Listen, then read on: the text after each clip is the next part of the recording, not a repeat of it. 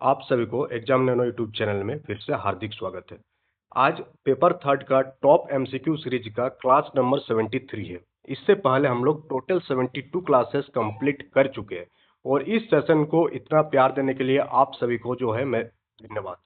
साथ ही साथ आज का जो क्लास होगा, इस क्लास के माध्यम से हम लोग टॉप एमसीक्यू को तो देखेंगे ही, साथ ही साथ कुछ चीजें बताएंगे जो आज के डेट में एग्जाम नैनो चैनल में आप लोगों के लिए तैयार किया जा रहा है। और साथ ही साथ इस वीडियो को आप लोग लाइक जरूर कीजिएगा। इस वीडियो का जो लाइक का टारगेट रखा गया 500 टारगेट रखा गया है। 500 लाइक आप लोगों से हम उम्मीद करते हैं कि आप लोग इस सेशन को लाइक कीजिएगा सो दैट इसका रीच और ज्यादा बढ़े।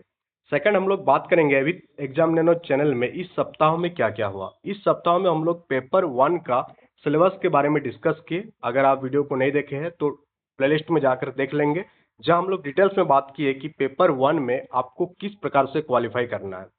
फिर हम लोग इस वीक हम लोग क्या क्या किए और साथ ही हम लोग पेपर 2 का जो हिंदी का सिलेबस है आपका, उसका कोर्स डिटेल्स के बारे में बात किए, जिसमें ये बताया गया कि आपको फुल मार्क्स लाने के लिए क्या क्या करना होगा, क्योंकि आपके सिलेक्शन पॉइंट ऑफ व्यू से पेपर 2 मोस्ट इंपॉर्टेंट है। साथ ही साथ हम लोग और क्या क्या किए इस सप्ताह हम लोग बेस्ट बुक्स जो आपका झारखंड शिक्षक भर्ती परीक्षा के लिए इंपॉर्टेंट है, उसका हम लोग एक लिस्ट जारी किए। ये वीडियो भी आप लोग प्लेलिस्ट में जाकर के देख सकते हैं।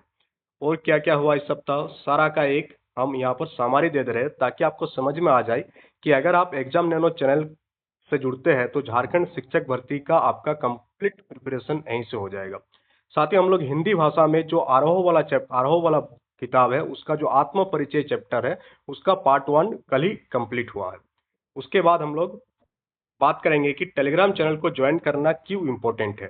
टेलीग्राम चैनल इसलिए ज्वाइन करना इंपॉर्टेंट है क्योंकि जो भी क्लासेस वगैरह आपको दिख रहा है, इसका नोट्स एंड पीडीएफ्स आपका जो है टेलीग्राम चैनल में रेगुलर बेसिस पर अपडेट कर दिया जाता है। तो अगर आपको नोट्स एंड पीडीएफ चाहिए तो आप टेलीग्राम चैनल को ज्वाइन कर लीजिएगा, वहां से आपको सारी चीजें मिल जाएगी। तो चलिए हम लोग सेशन की शुरुआत करते हैं। और आज का सेशन का सबसे पहला क्वेश्चन, और ये सारे क्वेश्चन आपका टॉप रेटेड क्वेश्चन है, यानी कि ये सारे क्वेश्चन पहले भी बहुत सारे एग्जाम में पूछे जा चुके हैं और फिर से पूछे जाने के चांसेस है। जैसे आपसे पूछा जा सकता है, पेपर थर्ड में आपका झारखंड जीके भी रहेगा, तो कोल विद्रोह कब हुआ, कोल विद्रोह कब हुआ था, इसका टाइमलाइन आपसे पूछा जा रहा है। तो कोल विद्रोह जो है आपका 1831 से लेकर के 32 के बीच कोल विद्रोह झारखंड क्षेत्र में हुआ। अब हम लोग नेक्स्ट क्वेश्चन की ओर मूव करेंगे और नेक्स्ट क्वेश्चन आपसे पूछा जा रहा है कि इनमें कौन जो है कोल विद्रोह में शामिल था। तो अभी अभी हम लोग क्या देखे, कोल विद्रोह जो हुआ 1831 से लेकर के 32 के बीच कोल विद्रोह हुआ। अब इस कोल विद्रोह में कौन कौन शामिल था ये पूछा जा रहा है, यानी कि कोल विद्रोह का नेतृत्व किसने किया था। तो कोल विद्रोह का जो नेतृत्व लीडरशिप जो है आपका बुद्धू भगत के द्वारा किया गया था। और ये क्वेश्चन आपका जेपीएससी में भी पूछा जा चुका है, झारखंड टीचर में भी पूछे जाने के चांसेस बहुत ही ज्यादा है कि कोल विद्रोह के बारे में। कोल रिवोल्ट जो हुआ था 1831 से 32 के बीच हुआ था, इसका लीडरशिप किसके द्वारा किया गया था, बुद्धू भगत के द्वारा इसका लीडरशिप किया गया था। नेक्स्ट क्वेश्चन पर मूव करेंगे हम लोग। और नेक्स्ट क्वेश्चन यहाँ आपसे पूछा जा रहा है कि डैश को धान के रूप में भी जाना जाता है, कौन सा फसल को हम लोग धान के रूप में भी जानते हैं। तो हम लोग सभी जानते हैं कि झारखंड में जो है सबसे प्रमुख फसल जो उगाया जाता है वो क्या है, धान है। और धान को हम लोग चावल के नाम से भी जानते हैं। अगर आपसे पूछ लिया जाए कि चावल जो है किस प्रकार के टेम्परेचर वगैरह में उगता है, तो चावल के लिए जो है हाई टेम्परेचर की जरूरत होती है, यानी कि उच्च तापमान की जरूरत होती है। साथ ही साथ अधिक आर्द्रता यानी कि हाई ह्यूमिडिटी की भी आवश्यकता होती है। और साथ ही साथ इसके लिए वर्षा की आवश्यकता होती है। तो तीन चीजें, उच्च तापमान, अधिक आर्द्रता एवं वर्षा, चावल की खेती के लिए सबसे उपयुक्त मौसम है। और साथ ही साथ चावल जो है आपका उष्ण कटिबंधीय और उपोष्ण कटिबंधीय प्रदेशों में मेन फूड के रूप में इस्तेमाल किया जाता है। क्योंकि भारत एक उष्ण कटिबंधीय प्रदेश में पड़ता है, तो आप देखेंगे कि भारत हो गया, चाइना हो गया, इन सारे जगह पर चावल की खेती सबसे ज्यादा किया जाता है। तो यहाँ से आपको चावल से रिलेटेड कोई भी क्वेश्चन पूछा जाए ज्योग्राफी सेक्शन में, तो आप इजीली आंसर कर सकते हैं। नेक्स्ट क्वेश्चन की मूव करेंगे हम लोग। नेक्स्ट क्वेश्चन यहाँ आपसे पूछा जा रहा है कि निम्नलिखित में से कौन सा देश चावल का प्रमुख उत्पादक है, यानी प्रोड्यूसर, चावल का सबसे ज्यादा प्रोड्यूस करने वाला देश कौन सा है। तो चाइना जो है चावल के उत्पादन के मामले में सबसे फर्स्ट में आता है, टॉप करता है चावल के सिनेरियो में। तो क्या आंसर हो जाएगा, चाइना हो जाएगा इसका। नेक्स्ट क्वेश्चन की हम लोग मूव करेंगे। नेक्स्ट क्वेश्चन हो गया आपका कि निम्नलिखित में से कौन खरीफ फसलों का उदाहरण है। आपका एक क्वेश्चन जो है एग्जाम में खरीफ फसल और रबी फसल से देखने को जरूर मिलेगा। तो एक शॉर्ट वीडियो हम डाल देंगे जिसमें हम लोग खरीफ फसल एवं रबी फसल के बारे में डिटेल्स में चर्चा कर लेंगे। यहाँ आपसे पूछा जा रहा है कि खरीफ फसलों का एग्जाम्पल कौन सा है। तो आप देखेंगे तो चावल जो है आपका खरीफ फसल का एग्जाम्पल है। बाकी और कुछ खरीफ फसल की हम लोग बात करें तो कपास हो गया, जूट हो गया, ज्वार हो गया, बाजरा हो गया, ये सारे आपका खरीफ फसल है। और खरीफ फसल के लिए किस प्रकार के मानसून चाहिए, तो खरीफ फसल के लिए जो है आपका साउथ वेस्ट मानसून से जो है आपका खरीफ फसल बोई जाती है जब साउथ वेस्ट मानसून चलती है। तो ये भी आप याद रखिएगा कि दक्षिण पश्चिमी मानसूनी हवा चलने के टाइम खरीफ फसलों को जो है बोया जाता है। साथ ही यहाँ बाकी जो ऑप्शन आपको दिख रहा है गेहूं, मटर, चना, ये सारे आपका रबी फसल के सरनी में आता है। तो रबी फसल कौन कौन सा है और खरीफ फसल कौन कौन सा है, ये आपका दिमाग में क्लियर होना चाहिए। और आपका एग्जाम में यहाँ से एक क्वेश्चन 100% बनेगी कि खरीफ फसल का उदाहरण कौन सा है और रबी फसल का उदाहरण कौन सा है। तो ये जो दो टॉपिक है खरीफ फसल एवं रबी फसल, ये आपको करना बहुत ही बेहद जरूरी है। नेक्स्ट क्वेश्चन की ओर मूव करेंगे हम लोग। नेक्स्ट क्वेश्चन यहाँ आपसे पूछा जा रहा है कि निम्नलिखित में से कौन कृषि की एक प्रणाली का वर्णन करता है जहां एक बड़े क्षेत्र में एक ही फसल उगाई जाती है। आप लोग फिल्म वगैरह में देखे होंगे जो डांस वगैरह की शूटिंग होती है, तो एक प्रकार का आपको खेत देखने को मिलती है जहाँ एक ही टाइप का फसल आपको देखने को मिलेगा। जैसे कि चाय का बागान हो गया, कॉफी का बागान हो गया। तो इस प्रकार का जो कृषि होती है, इस प्रकार का जो जो एग्रीकल्चरल सिस्टम होती है, इसको हम लोग किस कृषि के नाम से जानते हैं? इसे हम लोग वृक्षारोपण कृषि के नाम से जानते हैं। किसके नाम से जानते हैं? वृक्षारोपण कृषि। जहां क्या होती है, एक बड़े क्षेत्र में एक ही फसल उगाई जाती है। नेक्स्ट क्वेश्चन पर हम लोग मूव करेंगे। नेक्स्ट क्वेश्चन यहाँ आपसे पूछा जा रहा है कि निम्नलिखित में से कौन सी जो है आपका फाइबर फसल है। तो फाइबर फसल किसे कहा जाता है? तो जूट को जो है आपका फाइबर फसल कहा जाता है। और साथ ही साथ जूट को हम लोग गोल्डन फाइबर कहते हैं। क्या कहते हैं? सुनहरा रेशा। हिंदी में हो जाएगा आपका सुनहरा रेशा और इंग्लिश में होगा गोल्डन फाइबर। तो गोल्डन फाइबर के नाम से किसे जाना जाता है? जूट को जो है आपका गोल्डन फाइबर के नाम से जाना जाता है। नेक्स्ट क्वेश्चन की हम लोग मूव करेंगे और नेक्स्ट क्वेश्चन, और ये जितने भी क्वेश्चन है ये सारे क्वेश्चन मोस्ट इंपॉर्टेंट लेवल का क्वेश्चन है। तो ये सारे क्वेश्चन जो है बनाने के लिए different different previous year paper हो गया, डिफरेंट डिफरेंट प्रैक्टिस सेट हो गया, वहां से हम जो है खोज खोज के आप लोगों के लिए लेकर आते हैं जो आपका एग्जामिनेशन पॉइंट ऑफ व्यू से इंपॉर्टेंट है। तो इसलिए सेशन को लाइक करना बनता है। सेशन को लाइक कीजिएगा तो मोटिवेशन बना रहेगा, डेली बेसिस पर वीडियो बनाते रहेंगे आप लोगों के लिए और इससे आप लोगों को तैयारी में एक बूस्ट मिलेगा। तो यहाँ नेक्स्ट क्वेश्चन यहाँ पूछा जा रहा है, यूएनओ से संबंधित क्वेश्चन है। आप लोग कमेंट बॉक्स में यूएनओ का हेडक्वार्टर लिखिएगा। यहाँ पूछा जा रहा है आपसे कि यूएनओ को किस वर्ष जो है नोबेल शांति पुरस्कार यानी कि नोबेल पीस पुरस्कार से सम्मानित किया गया। तो यूएनओ को जो है आपका 2001 में नोबेल पीस प्राइज से सम्मानित किया गया था। तो इसका आंसर हो जाएगा ऑप्शन नंबर सी, 2001 में यूएनओ को नोबेल शांति पुरस्कार से सम्मानित किया गया था। नेक्स्ट क्वेश्चन की हम लोग मूव करेंगे और नेक्स्ट क्वेश्चन ये आपसे पूछा जा रहा है कि संयुक्त राष्ट्र संघ यानी कि यूनाइटेड नेशन ऑर्गेनाइजेशन यूएनओ, संयुक्त राष्ट्र संघ की कितनी आधिकारिक यानी कि ऑफिशियल लैंग्वेज कितनी है। तो हम लोग जानते हैं कि जो यूएनओ है इसकी जो स्थापना किया गया था सेकेंड वर्ल्ड वॉर के बाद, पूरा वर्ल्ड में पीस इस्टेब्लिश करने के लिए इसकी स्थापना किया गया था। और ये इसमें जो मेंबर होते हैं पूरा ऑल ओवर वर्ल्ड से मेंबर आते हैं, बट इसका जो आधिकारिक भाषा ऑफिशियल लैंग्वेज है वो कितनी है आपसे पूछा जा रहा है। तो इसका जो ऑफिशियल लैंग्वेज है वो 6 ऑफिशियल लैंग्वेज है। कितना? टोटल 6 ऑफिशियल लैंग्वेज है आपका यूएनओ का।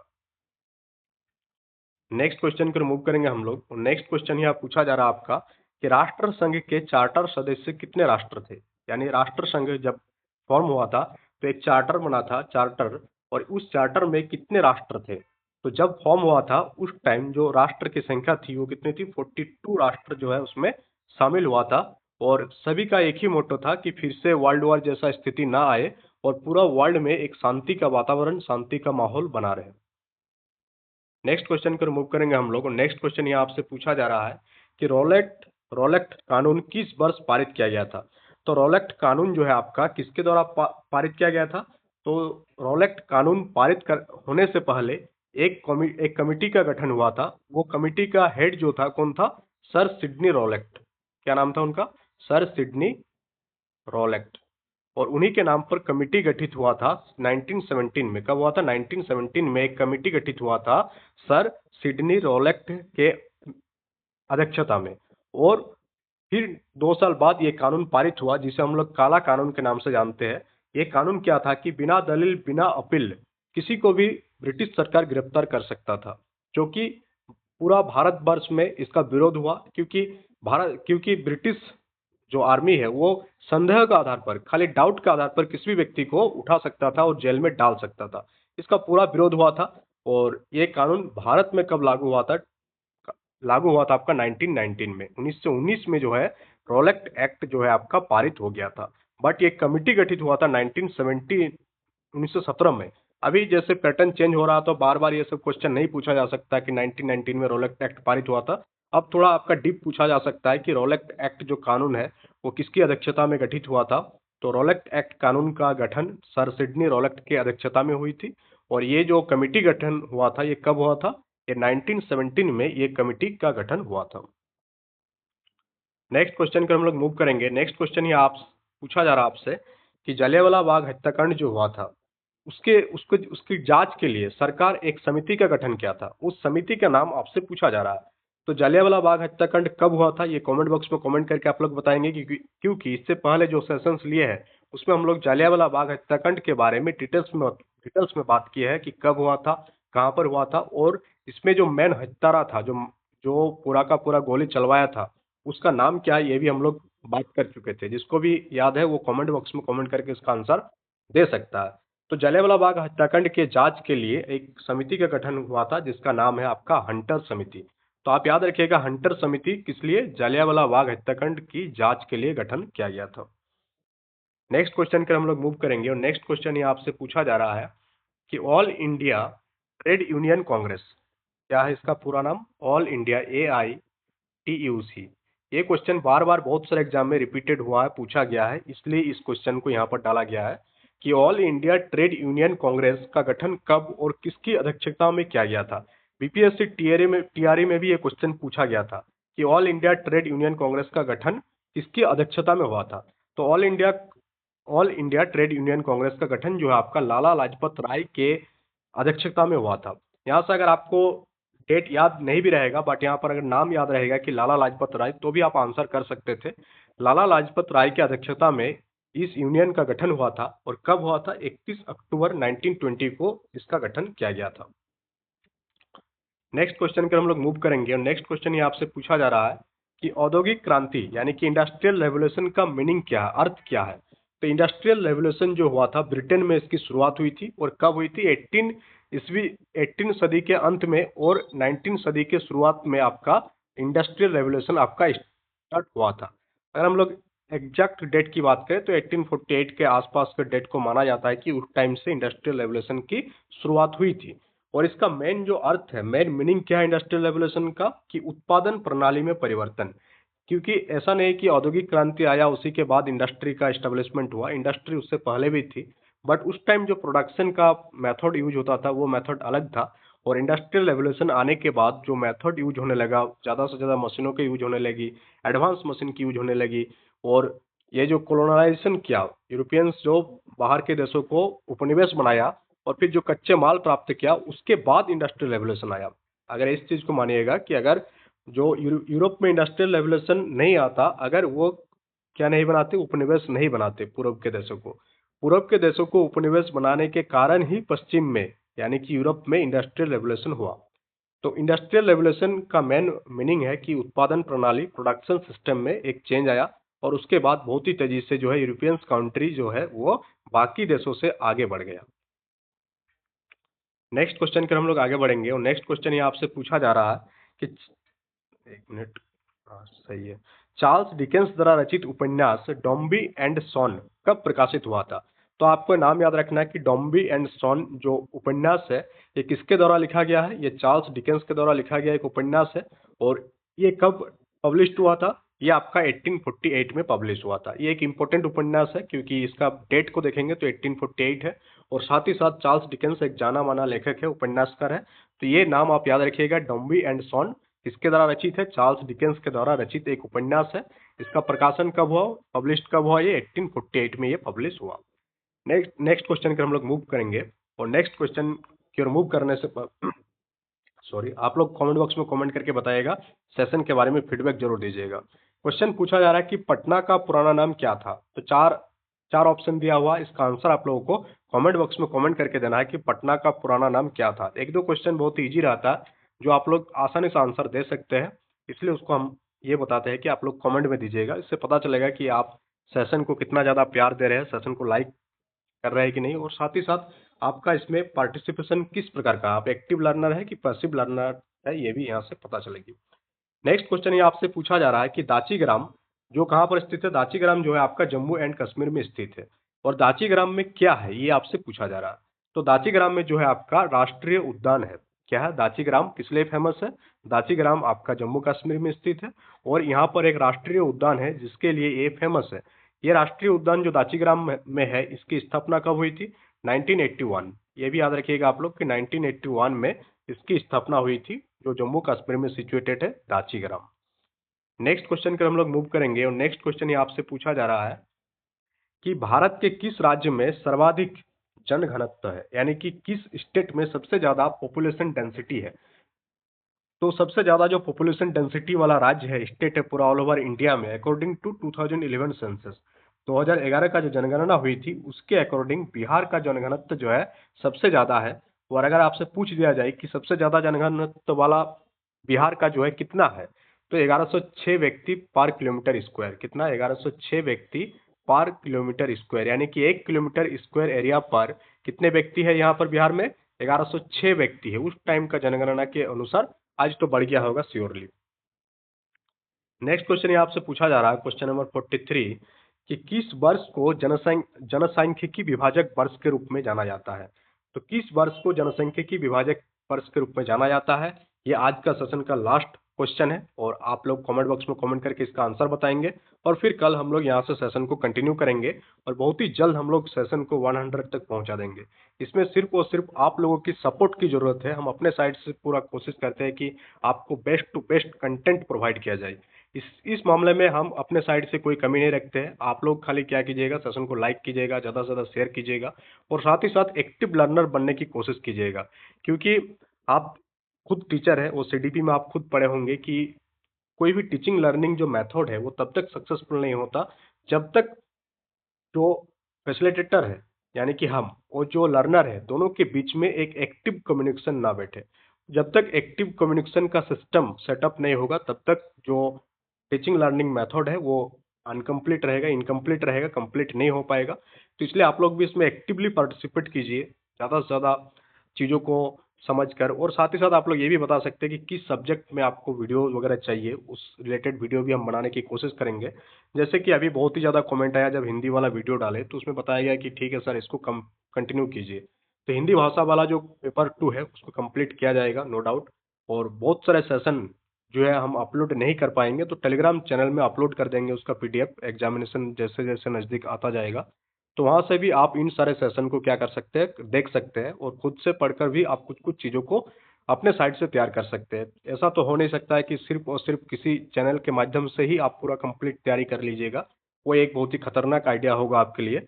ये इसलिए बेहतर ये होगा कि आप क्या कीजिएगा कि चैनल के में जो भी चीज़ें बताई जा रहा है उसको रेगुलर फॉलो करते रहिएगा।